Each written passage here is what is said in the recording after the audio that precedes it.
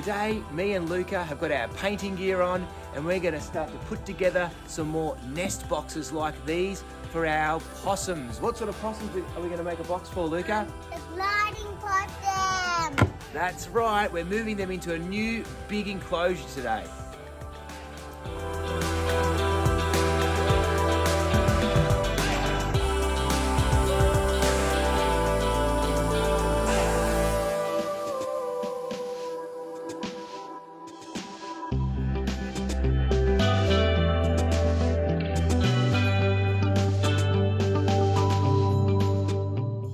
These nest boxes are not only used by possums, but also a range of different native bird species, some reptiles and bats. They're a great way to replace the old hollows of dead trees that get cut down for firewood. Did you know it can take up to 300 years for a hollow in a tree to form? That's a long time, hey Luca? Yep. How old are you? 4. 4? Wow, 300 years, we don't even get to live that long. What's our job today, Luca? To make possums houses. Yes.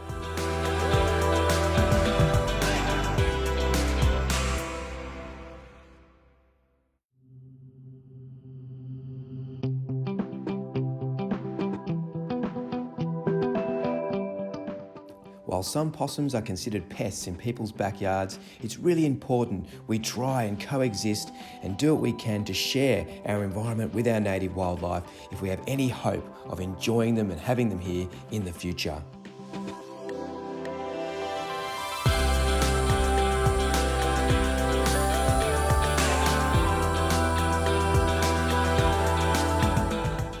There are a number of different designs depending on the species you wish to make your box for. Do some research and find out what species you have living locally and make your boxes designed to suit those animals.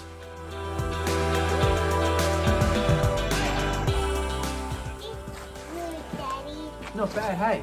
All right, now it's time for Luca to paint the box. We're going to paint it up to protect it from the weather and make it look really cool. But we forgot the roller. We forgot the roller. Yeah, I'm going to go get that now. Okay. I am going to do a painting. Daddy's just going to get the roller. And you should, if you want to go painting, you got to put your gloves on. Because you need to paint this. Right now I'm going to do is like paint all this. All that, you think? All that. I'm going to do it with that. My dad, because it's going to help me, he's going to get the roller. So that's not going to help him. I got the roller. But haven't you got the roller? All right. Papa, I got the paint on me.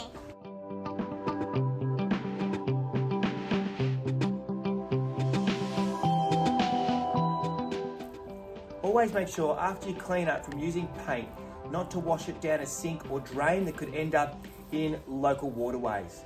Rinse out your brushes and your rollers just onto the dirt or lawn in an area that isn't going to affect wildlife.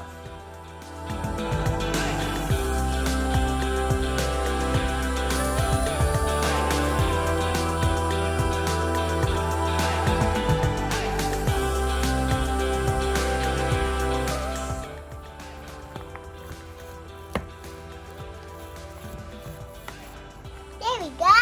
Now finished. The roller. Luke has done a great job painting up the first coat. I did it, guys.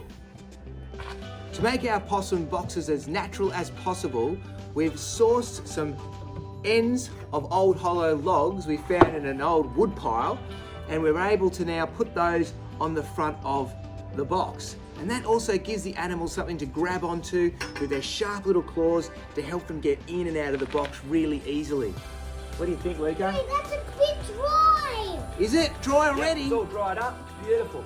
Okay, now we're about to make it look cool. And we're going to use some leaves as stencils. Okay, find some leaves, Luca. Okay.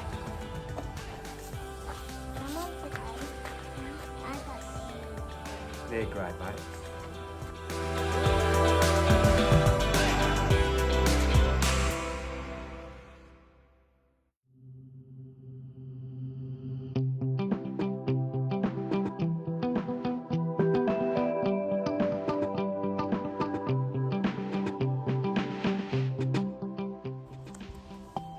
There you go, you happy with that? Don't touch it.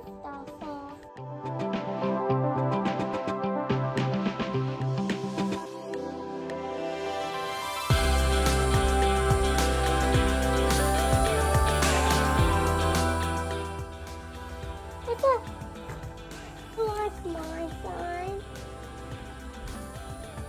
You like my side?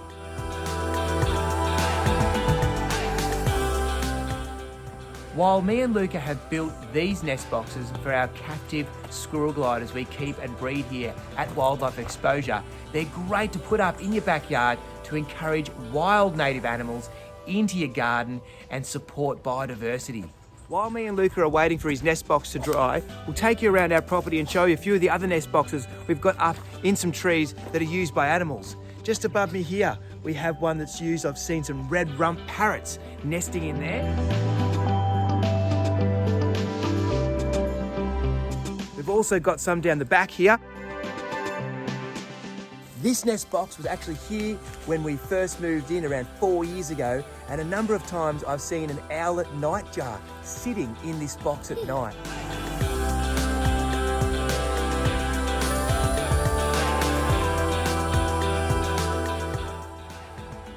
Here behind me I have two different types of nest boxes. This one is used by crimson rosellas every year. Behind me here is a bat box. This is not one I've made myself, but was made specifically to suit micro bats. We have others on the property that the micro bats use quite frequently. You may have seen in our bat video. This is a little bit of an interesting one that we repurposed my old boot.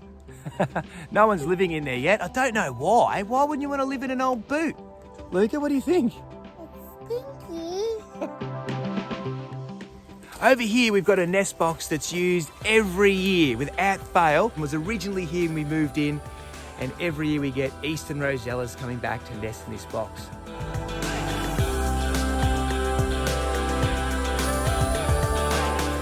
I've climbed up into this old dead gum tree to try and show you the hollow that is used frequently by some sugar gliders we have here on the property, which are close relatives of squirrel gliders.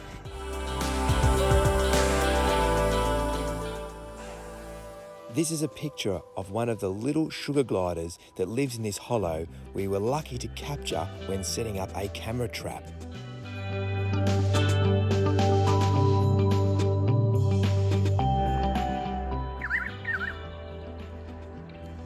This one here is used by the same family of sugar gliders. This one's used by a family of kookaburras that come back every year to have their young. Another photo, this time showing a parent kookaburra holding a young ringtail possum that had caught and brought back to the nest box to feed its young chick. After growing up big and strong, this little chick fledged the nest only a few weeks later.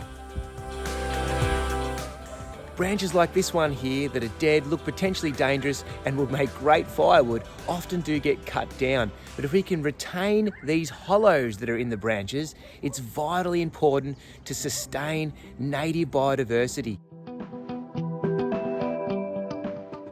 This is a new one I found. I don't know who lives in there. It's time to put the finishing touches on the box and get it installed into the new enclosure.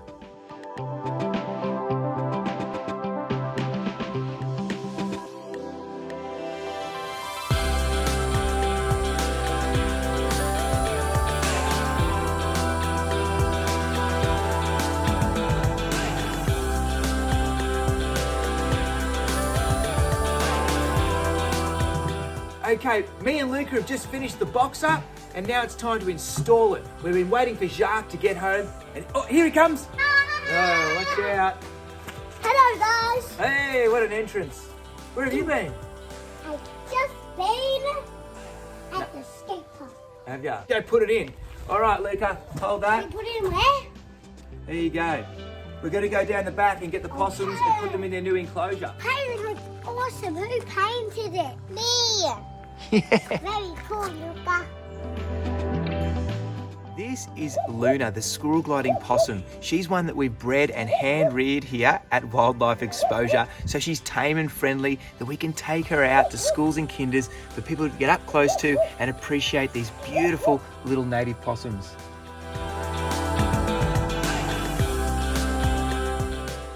Squirrel gliders are insectivorous and nectivorous and play an important ecological role cross-pollinating trees and controlling insect populations. And what's unfortunate, they are an endangered species here in Victoria. What's that mean, Jar? It means there's not many left in the wild. That's true, mainly due to habitat loss, so losing the old hollows that they nest in and the feed trees that they feed in, but also introduce pests such as cats. And while cats are beautiful pets, when we let them out at night, they are hunting our small native animals like these possums. She is a type of wrist wing glider. So how does she glide, Jar? Some fur comes out. Yes, some skin and it under her arm. looks there's like wings. Exactly, that's right. Let's see if we can give people a demonstration. You want to try? Mm-hmm. Okay. Okay, keep it there. Here she goes, here she goes. The fold of skin attached to the wrist and ankle is called a patagium, and it gives some species the ability to glide up to 100 meters.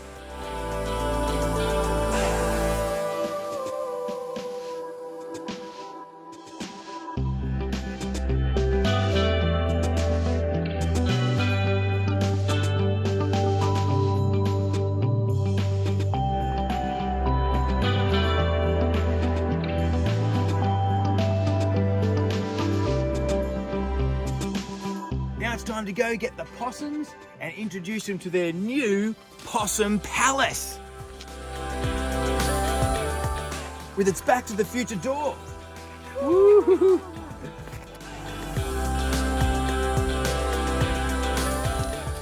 Okay, we're in their old enclosure and I'm going to go and get the nest box, bring it over, have a peek inside, wait to hear the gnarly noise these little gliders make. It kind of sounds a bit like a chainsaw. Here. That. It sounds like fun. It does sound a bit like...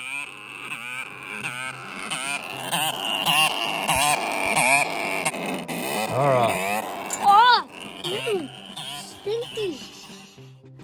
Being small, defenseless possums, making a loud, scary noise is a clever way to ward off predators. Being nocturnal and sleeping during the day makes them easy for us to move into their new enclosure before they wake up at night time and become more active.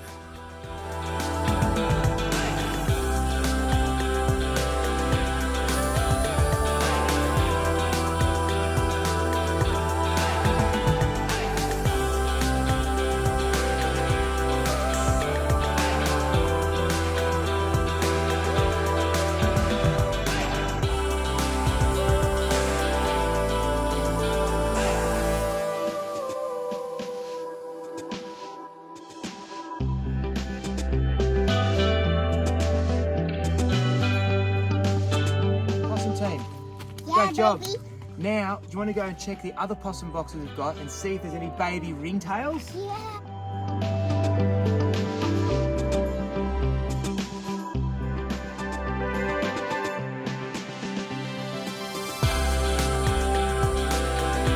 Some little ringtail possums that have some babies at the moment.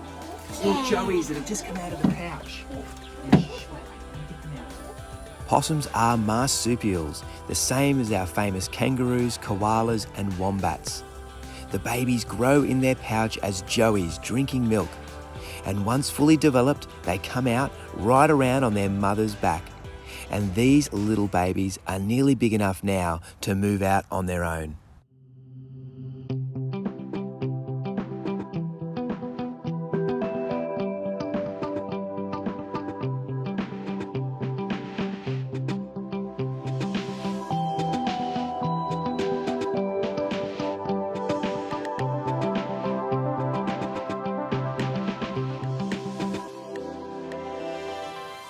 The ringtail possum is famous for its prehensile tail, which means it can use it to hold things and balance as it climbs.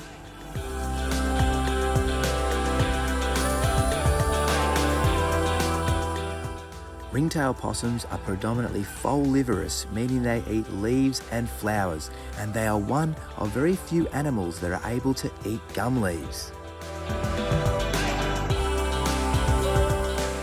The common ringtail possum is found in many urban environments and often in people's backyards. And while they do run across our roofs at night, during the day they prefer to sleep in a nest they make out of leaves and sticks called a dray.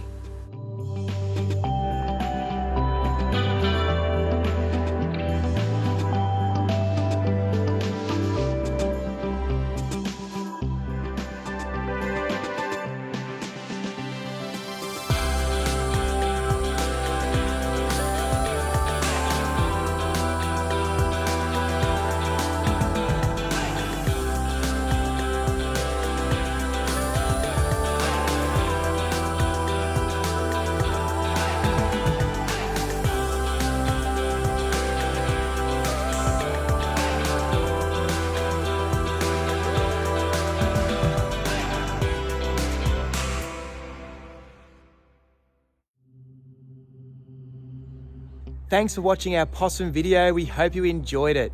And remember, with so many of our native habitats disappearing, where it's possible, we need to do what we can to share our backyards with the native wildlife. By creating habitats that make them welcome, we can really help them out. So as always, take care of yourselves, look out for each other and our wildlife. See you next time.